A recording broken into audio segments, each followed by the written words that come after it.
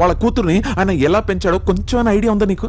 పుట్టేదాకా మోసేదాన్ని ఇదిగో అమ్మ అంటారు, కానీ చివరిదాకా మోసేవాడిని నాన్న అంటారు.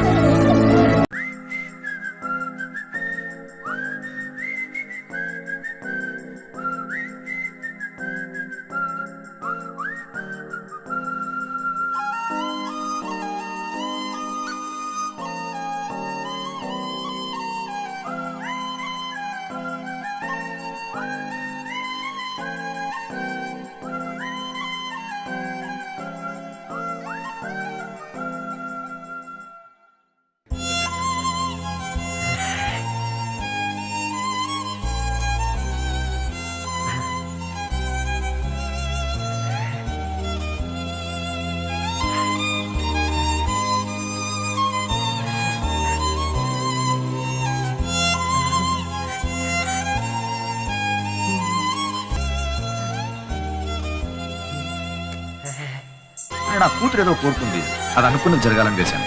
నా కూతురు దేవుడిని నమ్ముతుంది, నేను దాన్ని నమ్మకాన్ని నమ్ముతాను. 18 ఏళ్ల కూతురు ఇష్టం కోసం ఓ తండ్రి పడే 48 ఏళ్ల కష్టం అంతా నా అంత.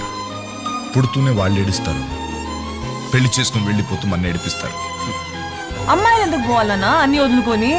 పెళ్ళయ్యాక కూతుర్ని ఇంకొకళ్ళింటికి పంపాలని ఎవరు రాసాడో తెలియదు కానీ ఖచ్చితంగా వాడికి కూతురు మాత్రం పుట్టుండదు.